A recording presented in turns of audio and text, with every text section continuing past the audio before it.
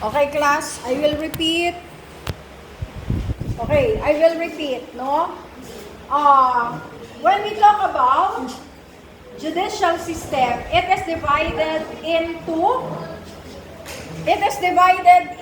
two courts, no? Meron tayo, according to the Judiciary Organization Act of 1980, nahati ang ating judicial system into two courts. The first one is lower court, and the second one is higher court. Now, what are those courts that belong to, or what are those courts included in the lower court? No? So the first one is municipal trial court, and the second one is municipal circuit trial court. No? So, pag sinabi natin municipal trial court, what is the distinction between MCTC and MTC? Ano nga ito? Mga apelyido mo na? Batak. Sige. Anong pagkakaiba? Pag po MTC, isang municipality. Pag po MCTC ay... Yes, tama, no? Nakinig talaga si Batak kanina. So, the municipality or the municipal trial court has only one, jurisdiction, no? Parang isa lang yung municipality na kanyang sineserve, no? And as far as hearing of the cases, or giving the decision for the different cases in the municipal level is concerned. No? On the other hand, municipal circuit trial court ang tawag sa kanya, it is because of the fact na it is composed of two or more municipalities. No? Ayan. And what about the metropolitan trial court? Ano nga ito? Si Ablay. Anong tawa? Ano sino tinawag ko? Hindi yung katabi niya. Sige, mamaya na. Ikaw na muna, Ablay. metropolitan place, Yes. Those are the lower courts in Metropolitan Manila. Diba? So, yun ang tawag sa kanila, Metropolitan Trial Court. No? And, ano naman yung MTC in the cities? Those are lower courts in cities. Diba? They are the lower courts in the cities. No? Kagaya ng Lucena City. Diba? Lucena City. What else? San Pablo City, di ba? Ano daw? Yes, that's municipal trial court in the city also.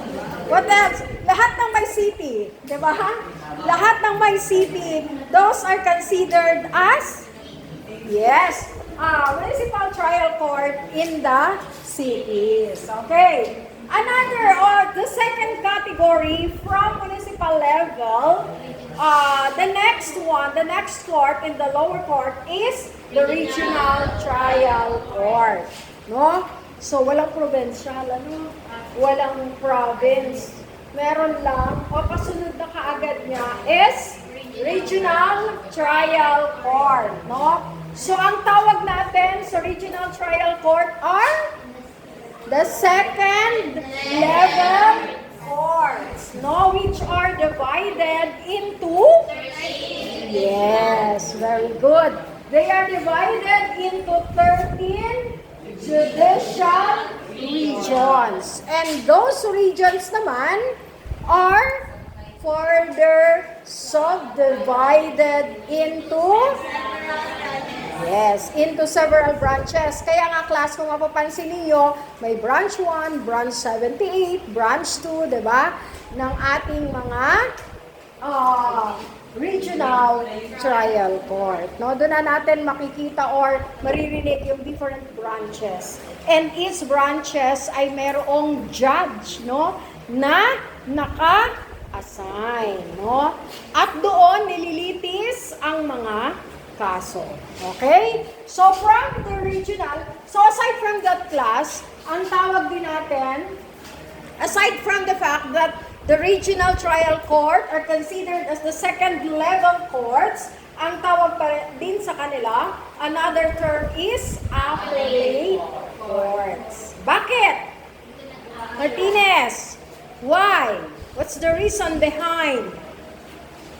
Here, appeal and review cases are decision of the lower court. Yes, kasi dito dinidinig yung pag-apela, no?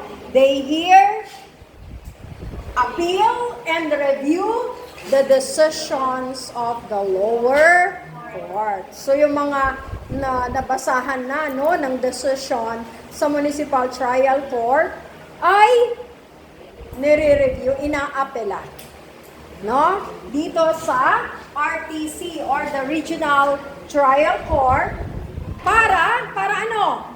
Para dinggin nila yung mga apela and at the same time para ano? Ma-review, no? Yung mga cases na binigyan na ng decision ng mga lower courts. Okay? So those are what we call the appellate court and the second level court. Okay? Aside from the regional level, meron tayong mga tinatawag na special court katulad ng Sharia. This one is exclusively for the Muslim Filipinos. No? Muslim Filipinos in the sphere of customary and personal laws. No? Of customary, personal, and customary laws. Ano itong customary laws na tinatawag natin?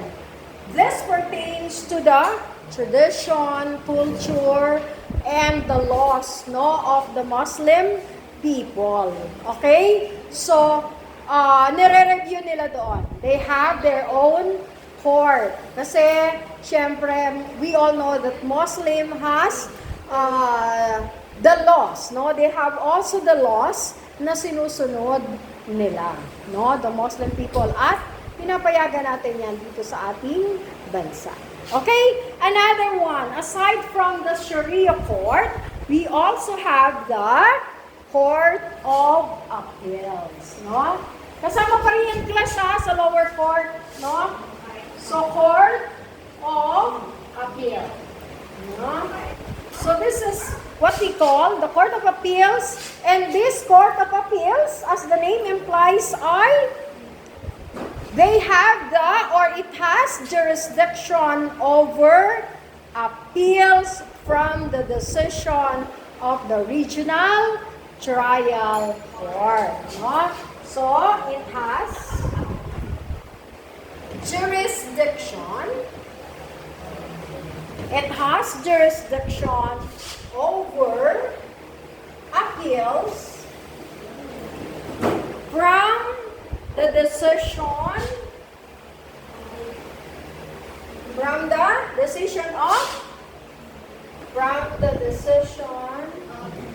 of regional trial court. No? So kapag hindi kayo satisfied, syempre, doon sa regional trial court, nag-appeal na kayo, you can still go to the Court of Appeals. No, lahat ng apela ay dinidinig sa Court of Appeals. No? Halimbawa, binasahan ka ng korte o ng municipal trial court, makukulong ka ng 1 taon. Pagdating sa regional trial court, nag-apila ka, anong nangyari? Okay, pinawalang sala ka. So, nagtapos na doon. Pero, kung hindi pa rin, no, hindi ka pa rin satisfied, you can still go to the Court of Appeals. No? Next, after or pagkatapos ng Court of Appeals, pwede ka pa rin pumunta sa Sandigan Bayan. Have you heard the word? Have you heard this word? Sandigan Bayan? Naririnig niyo ba to? Sa mga balita natin, di ba? Maraming ibinabalita. Sandigan. So, anong tawag natin sa Sandigan Bayan? The Sandigan Bayan is a special court, no? That has exclusive jurisdiction. So, ang tawag natin dito ay special court, no? That has jurisdiction. That has jurisdiction saan? That has jurisdiction on committed violations. On committed violations. Committed violations of anti-graft and corruption laws by public officials and employees in relation to their position and office. In other words, sino ang nililitis dito sa Sandigan Bayan? Mga committed violations of anti-graft and corruption na sino gumawa? Anti-graft and corruption nino? By public officials. Sino ito? Mga namumuno ng ating gobyerno and at the same time ay mga empleyado ng gobyerno, no? Yung mga officials natin, pwede nating sampahan, no? Ng graft and corruption sa Sandigan Bayan. Kaya nga, class, meron tayong tinatawag na mga lifestyle check, 'di ba? Lifestyle check ay a common activity sa ating mga elected officials or mga government employees, especially yung mga may matataas na position in the government. No? Halimbawa, yung mga secretary or mga matataas na opisyal, no? Na may na nakikitaan ng mga ill-gotten wealth. 'Di ba? Yung maraming resort, may mansion, 'di ba? May mga mansion official, samantalang ang salary lang niya is salary grade 15 or salary grade 14, pero may mansion. 'Di ba? So magkano lang yung sinusweldo nito, no? And yes. Kapag questionable, no? Yan. Okay. So ito ang ating Sandigan Bayan. So ang Sandigan Bayan class is a court also, no? It is a special court, no? Ginawa itong special na korte para dinggin, no, ang mga kasong graft and corruption na kinasasangkutan, no? That involves our public officials and employees. Kaya highlight ko. Sila ang dinidinig dito sa Sandigan Bayan. Sandigan Bayan. And, okay.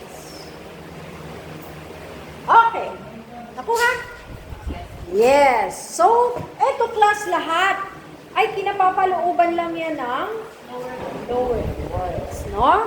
At saan? Ano naman ang pangalawa? Diba may second pa tayo? No? Yes. We have this highest court. Okay? Can I erase this one?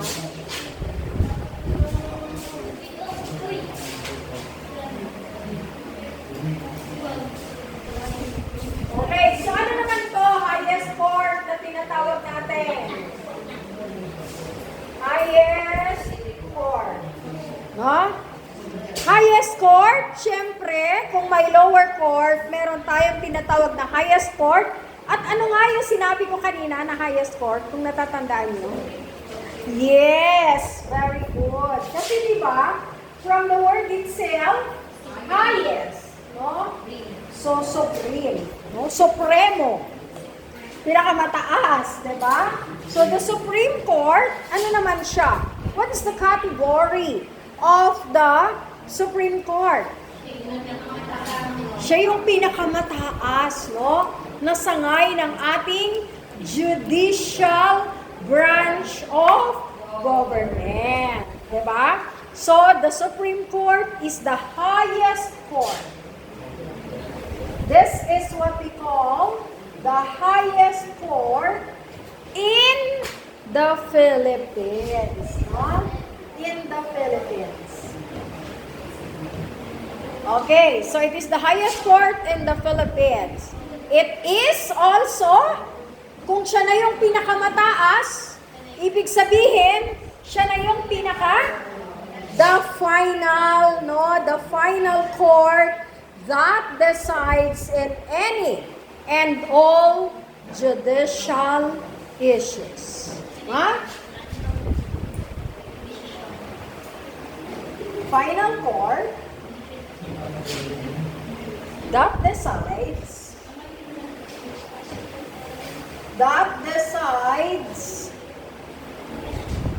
in any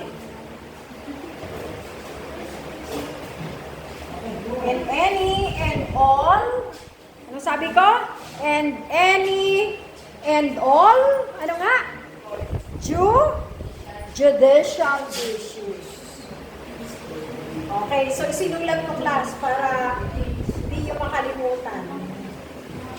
Ha? Pwede ko na pang i-rinsin to?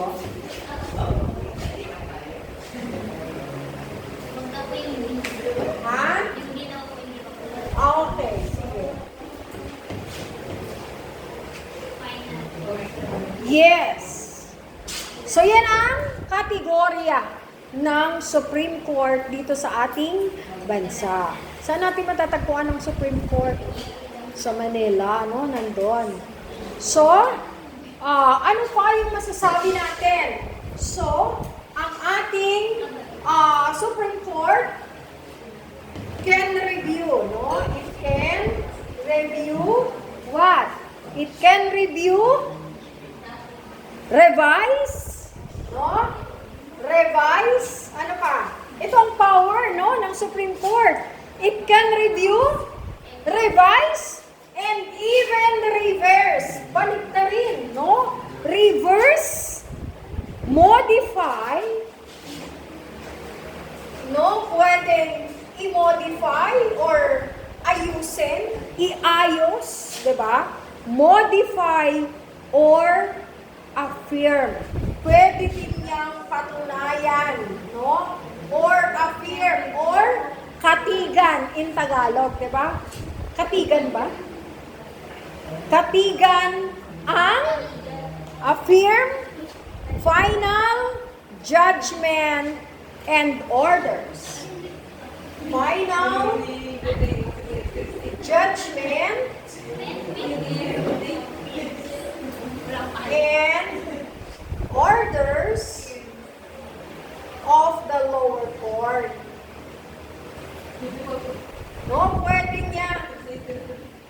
niyang i-review, pwede niyang i-revise, pwede din niyang i-reverse, pwede din niyang i-modify, diba? I-pagandahin, ayusin, no, modifications of the decision, or pwede din niyang patunayan na tama yung naging decision ng lower court. So, in other words, final judgment talaga, no, ang ginagawa ng ating Supreme Court. Diba? So, the most common reason by which a case reaching the Supreme Court is through an appeal from where? Through an appeal from a decision rendered by a lower court. No? So yung lower court decision, ang kanyang binibigyan ng action. No?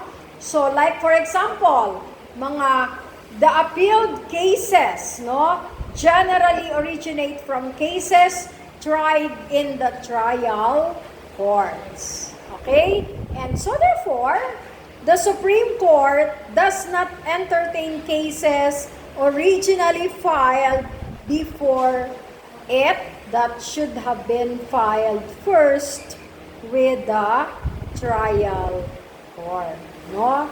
So, kailangan may decision muna ang lower court. No? Yung mga na-try na or ano ang tawag natin doon? Nilitis. No? In Filipino, nilitis na sa lower court.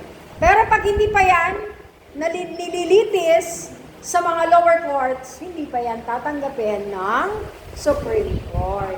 Kasi they don't have the authority or, kumbaga, it is not in their jurisdiction. Na? Yung mga kaso na hindi pa nalilitis. Okay? So let's take a look, no, on the different functions of the Supreme Court. What is the function, no? Alam natin na siya talaga, no, yung highest court in the Philippines. At the Supreme Court has the highest or the final say of all the decision being given by the lower court, no? But what about the functions of the Supreme Court? So there are two categories in the function of the Supreme Court, no? Yung kanyang functions ay dalawa. The first one is yung tinatawag natin the administrative. Yes, the administrative function. And the second one is judicial function. When we talk about the administrative function, it talks about, ano nga yung pangalawa? Judicial. The first one is administrative functions. So, ano-ano yung mga involved, no, sa kanyang administrative functions? So, nandyan ang supervision and control over the judicial branch of the government and its employees. Ano daw? Supervision and control. Diba? Supervision and control. Nakakatakot, no? Supervision and control over, no? Over the judicial branch of what? Of the government, diba?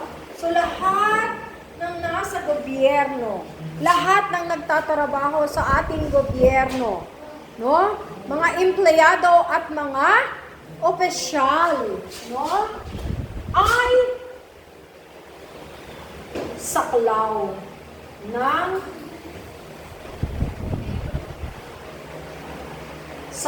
ng Supreme Court, no? So kapag gumawa ng hindi maganda ang mga nasa gobyerno, ang magdidisiplina ay ano? No? Supreme Court. Or sila yung namamahala. No? Administrative function. So kumbaga, they are the admin, the highest admin of all the government officials and employees. No?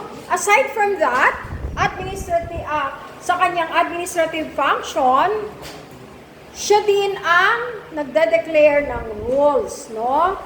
For the admission into the practice of law, for legal assistance to the underprivileged, and the procedural rules to be observed in all courts throughout the country.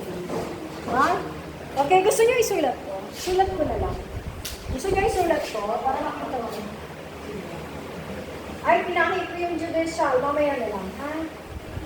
Okay. So, kasi wala tayong, project ko. Ano ba yan? Okay.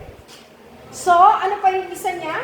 Supervision and control over the judicial branch of the government and its employees. The next one, ano pa yung function? No, the administrative function. Declare rule. Diba? Kaya nga sila din ang namamahala ng mga lawyers. Diba? Yung mga nagpa-practice ng law. Sila din ang namamahala ng pag-e-exam, no, ng ating mga lawyers. Diba? Yung mga nakakapasa, nagiging mga attorney. Diba?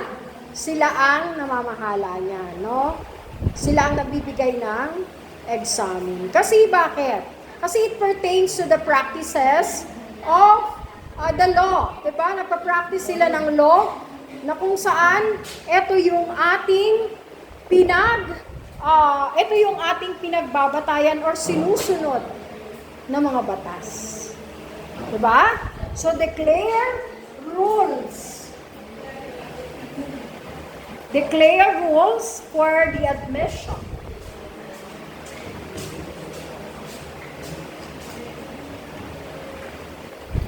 For the admission into the practice of law.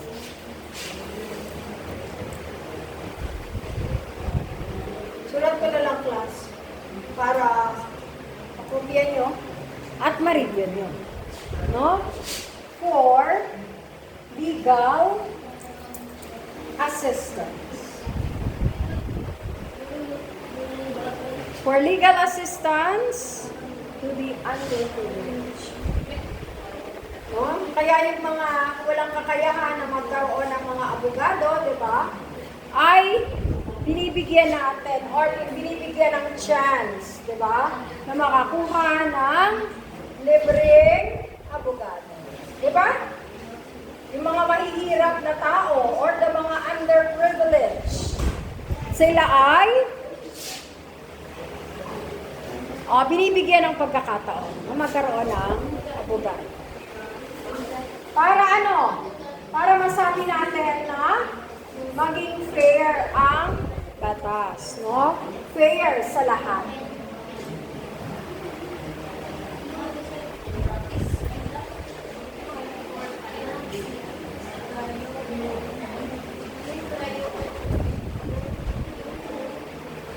Hindi nyo mabasa? Alin ang hindi nyo mabasa? Sige nga. Ha? Ha? Nasaan? Alin dito?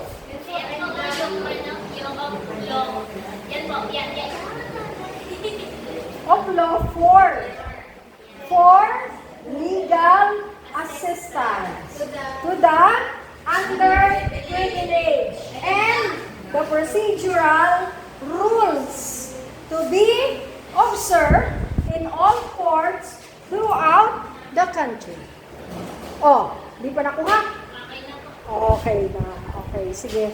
At least, kinaklarify nyo, no? Masyadong maganda yung sulat ko, no? Masyadong maganda, di ba? Okay, so from the administrative function, let's proceed to the, ano yung pangalawang function? To the, wala, libot na. Judicial, very good.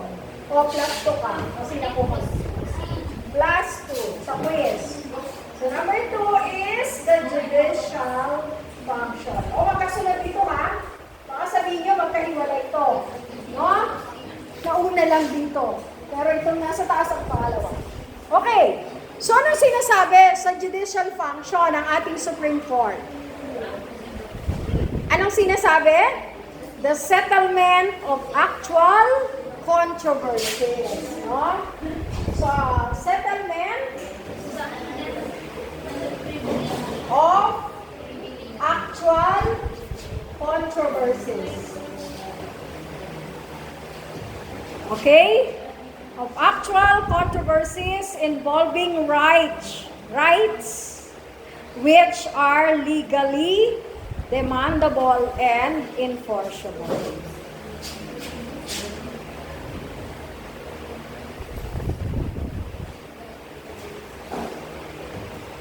Involving rights, no?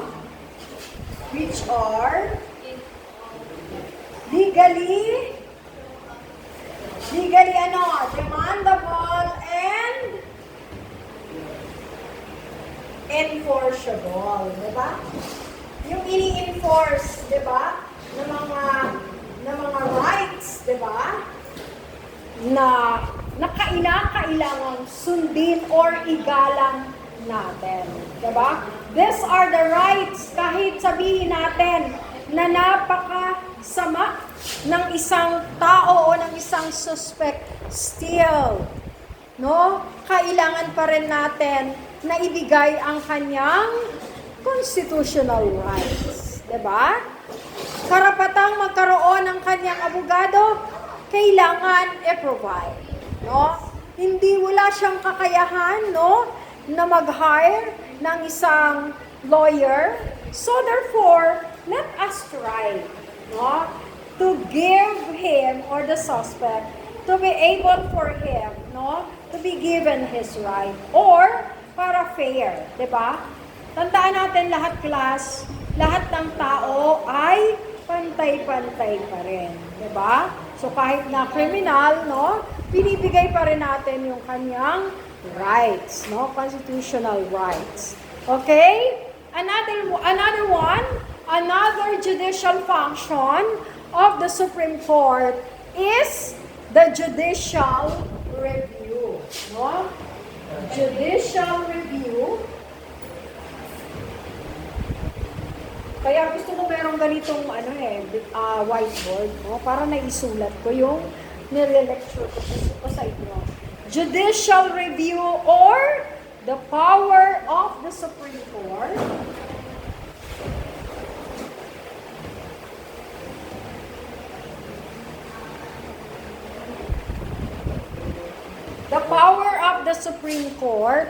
to inquire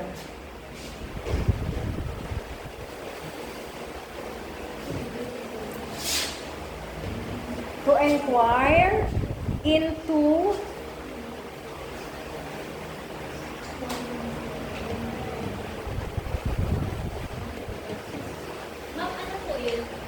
which one? Involving rights which are legally demandable and enforceable.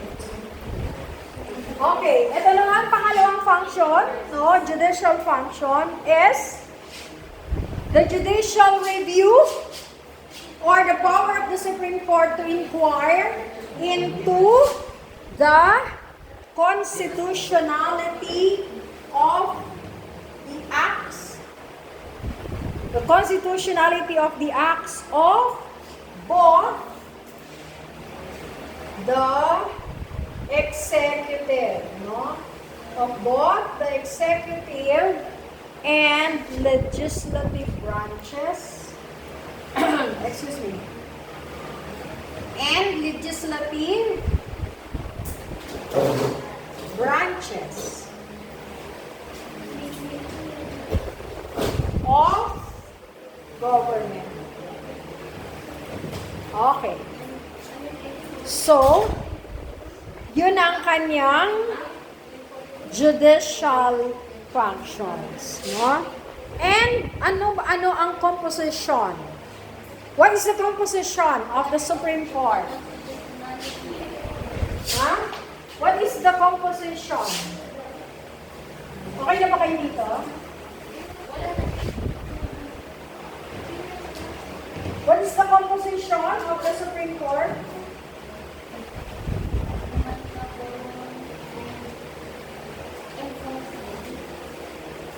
Okay, the SC, no? SC na lang para hindi masyadong mahabang isulat. Okay, the composition of the Supreme Court. So, meron ding batas na sinusunod sa pag-compose, no? So, as indicated in Article 8, no? Nasulat ko na ba kanina or naipakita ko na din kanina sa inyo yung rulings, bakit meron tayong judicial? Bakit kailangan class, no? In Article 8 of the 1987 Philippine Constitution, the Supreme Court is composed of one Chief Justice. No? Article 8 class ang sinusunod natin, ha? Article 8 of 1987 Constitution, kailangan meron daw tayong isang Chief Justice. No? Pangalawa, meron tayong 14, diba? 14 Associate Justice. 14 Associate Justice here in the Philippines. No? At sino ang nag-a-appoint sa ating Chief Justice? Ha? President. No? So the President appoints the Chief Justice. Appointed by the President. Siya ang pipili kung sino ang mamumuno sa ating Supreme Court. 14 Associate Justices. The Philippine President appoints member of the judiciary also from a list submitted by the Judicial and Bar Council, which is under the supervision of the Supreme Court. No? So, tinutulungan ng Judicial and Bar Council. Judicial and Bar Council. No? Kung sino ang pwedeng mamuno as Chief Justice at Associate Justices. No? So sila ang pumipili. Judicial and Bar Council. And what are the classifications? What are the qualifications? No? Paano pinipili ang ating Chief Justice at ang ating mga Associate Justices? Paano sila pinipili, class? How do this Chief Justice and Associate Justice are being appointed? No, paano? So, dapat sila ay natural-born citizen of the Philippines. No? So, qualification. Number 1 is, of course, kailangan sila ay natural-born Filipino. Anong ibig sabihin pag natural-born? Sila ay? Yes, very good. Talagang sila ay dito ipinanganak. No? Dito sila ipinanganak. At pangalawa, sila ay at least 50 years old. Ang tanda na, no? Ang tanda na. Ang senator, ang congressman ay 35 and 25, no? Years old, respectively. Pero ang Chief Justice, kailangan ay 50 years old. Merong hindi nakikinig, Gusto nang kumuha ng unan. Okay, may quiz ako. So, at siya ay, 50 years, naturally born Filipino citizen, and at least 50 years old. What else? The third one is, kailangan sila ay may experience or must have been a judge. No? Must have been a judge in the lower court. Naging judge. Syempre, kailangan may experience, no? Ng trial. How to try a person, no? The suspects. Kasi nga, higher court siya. So, dapat ay judge, no? And, at the same time, engage in the practice of law in the country for, practicing law for 15 years. Practicing law for 15 years. 15 taon. Na nagpa-practice. Okay? And, kailangan siya ay, syempre, wala naman sigurong lawyer or judge, no, na hindi matalino. Diba? Ang taas ng pinag-aralan nila. So, dapat sila ay, they have proven their competence. No? They have proven competence. Ano pa? What else? Ano pa ang kailangan nilang i-prove aside from competence? Kailangan din sila ay may ano? May integrity. No? Integridad. Sa paghawak ng kaso. No? Probity. Diba? Probity or independence. And independence. Okay. So, pag sinabi nating probity, ay naku, namatay. And with independence? Yes. Probity and independence. No?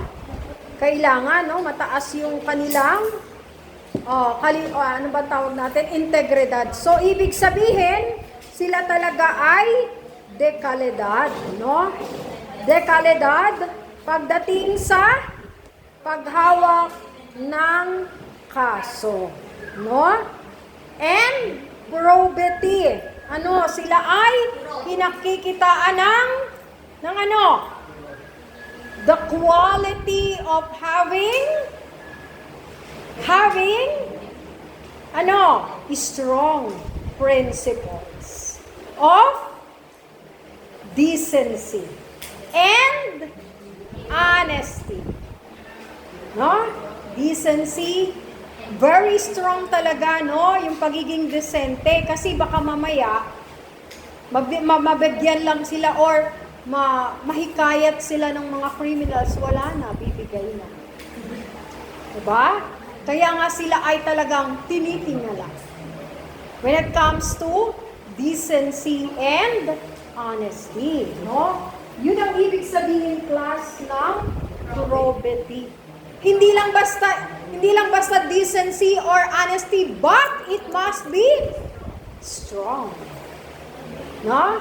Strong quality of moral principles, honesty, and decency.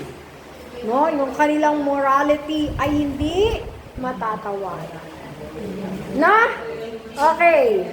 So, mahirap maging isang judge or chief justice and associate justice. Diba? Mahirap, class, no? Paano? Lalo na yung pag-establish, diba? Ng ating ma-establish ng kanilang behavior or values. Paano? Diba? Hindi basta-basta, no? Yung probity na tinatawag natin, my goodness, hindi basta-basta. No? The quality of strong principles, moral principles, hindi basta-basta nalalagyan or nababribe. No? So, and what is the tenure of service? Kaano sila katagal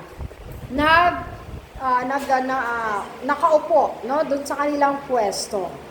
So, kapag sila ay kinakitaan, class, no, nitong mga ito, competence, integrity, probity, independence, honesty, decency, moral principles, no? And narating na nila ang edad na 70 years old. Kapag sila ay 70 years old na, medyo kailangan na nilang mag-retire. No? Kahit pa sila ay 70 years old, or kahit pa wala pang 70 years old, and hindi na nila kaya, no? Hindi na nila kayang, or they are, anong tawag natin doon? They are sick or they are incapacitated na, no? Ano yung incapacitated? Yung hindi na nila kaya mag-perform, no? Incapacitated o hindi na nila kayang mag-perform, di ba? With regards to their position. So, pwede na silang mag-retire or umalis na sa pagiging isang Chief Justice. No? Ang ating mga government employees, class, naingay na. Ang ating mga Chief Justice, ang ating mga government employees ay pwedeng mag-work up to 65 years old, no?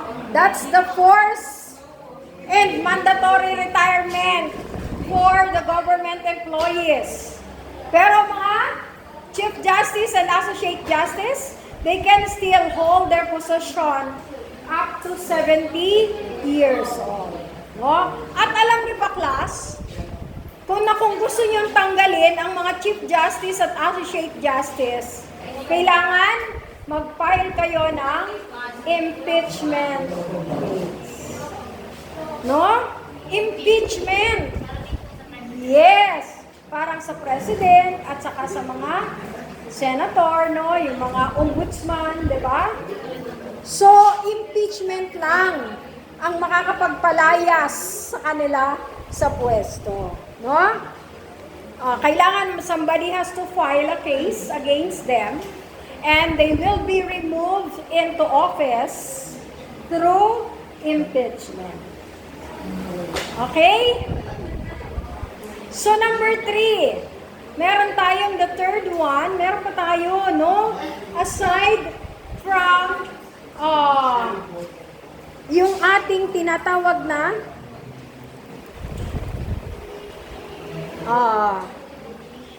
na higher court, no? Meron tayong lower court. Yung dalawa talaga ang ating judicial system, no? At alam niyo ba na meron pa tayong tinatawag na isang judicial system, pero eto, class, ay tinatawag natin na katarungang pambarangay, diba? So aside from those two mentioned, na pinaka-importante, the lower court and the higher court, meron tayong isang special pa rin o higit pa rin pinaniniwalaan sa mga barangay. At ang tawag natin dito ay katarungang pambarangay, no? Under the barangay level. No? Diba? Yung kanina nating lower court sa munisipyo, no? Sa mga municipal. Meron tayong regional. Pero hindi dun binanggit, no? Itong ating katarungang pambarangay. No? Bakit natin isinasagawa, no? Ang katarungang pambarangay. It is because of the fact that under the topic of Philippine judiciary, when it comes to our judicial system, there is the existence of katarungang pambarangay. So this is the katarungang pambarangay law, which is Presidential Decree number 1508. PD-1508. No, the PD-1508 is a system of amicably settling disputes. No? Amicably. Oo, meron kayong amicable settlement. Yung pinagkakasundo kayo. Diba? Amicably settling disputes. Para hindi na kayo magastusan ng pagdidemanda. Para hindi na kayo magtagal doon sa inyong kasong kinakaharap. Might as well, yes. Pinag-uusap na kayo sa barangay level pa lamang. No? And that is under the PD-1508, a system of amicably settling disputes at the barangay level. No? At the barangay level. Yes. PD or the presidential decree. Yan. Presidential decree number 1508. No? It aims to promote the speedy administration of justice. Diba? The speedy or mabilis. The speedy administration of justice.